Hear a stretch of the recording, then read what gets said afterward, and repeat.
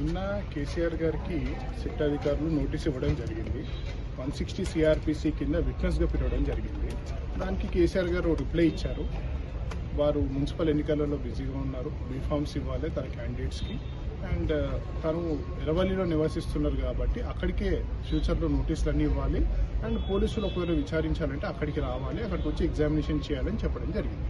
అంటే హైదరాబాద్ జ్యూరిస్డిక్షన్లో ఎంక్వైరీ చేసి అంటే విచారించే అవకాశం ఉండదా ఇందులో? అండ్ అబోవ్ 60 years వాళ్ళకి సుప్రీంకోర్టు కొన్ని గైడ్లైన్స్ ఇవ్వడం జరిగింది, వాళ్ళ ఫిజిబిలిటీకి అనుగుణంగా మీరు ఎంక్వైరీ చేయాలి. పోలీసుల వల్ల నోటీసులు కూడా ఇచ్చారు ఈ అంశాలు.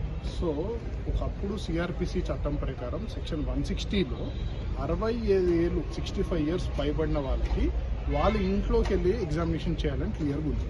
సో ఇప్పుడు దానికి పారామెటీరియా ప్రొవిజన్ 179 ఆఫ్ BNSS అదేం చెప్తుందంటే 179 60 yearsకి రెడ్యూస్ చేశారు, 65 years నుంచి. వారు ఎక్కడైతే నివసిస్తారో అక్కడికి వెళ్ళి ఎగ్జామినేషన్ చేయాలి అని చెప్పడం జరిగింది. సో కేసీఆర్ గారు ఎర్రవల్లిలో నివసిస్తున్నారు కాబట్టి వాళ్ళు ఒకవేళ ఎగ్జామినేషన్ చేయాలంటే ఎర్రవల్లికి వెళ్ళి ఎగ్జామినేషన్ చేయాలి. వారిని హైదరాబాద్ లిమిట్స్లోకి రమ్మనడం అది CRPCకే కాంట్రరీ, అలా పిలవడానికి వీల్లేదు. అంటే నోటీసులు ఇప్పుడు సెకండ్ టైం కూడా ఇస్తారు అంటున్నారు.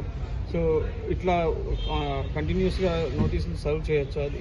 Once again making clear, SIT కేసులో కేసీఆర్ గారికి నోటీసులు పోలీసు వాళ్ళు ఇవ్వలేరు. దానికి ఒక చట్టబద్ధమైన నిబంధన ఉంది. ఆ నిబంధన ప్రకారం నోటీసులు ఇవ్వాలి.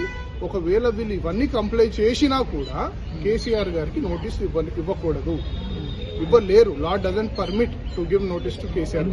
అంటే ఏం నిబంధనలు ఉన్నాయి? దానికి ఒక నిబంధన ఉందంటే నేను చెప్తాను, కానీ ఈ కేసులో కేసీఆర్ గారికి నోటీసులు ఇవ్వలేరు.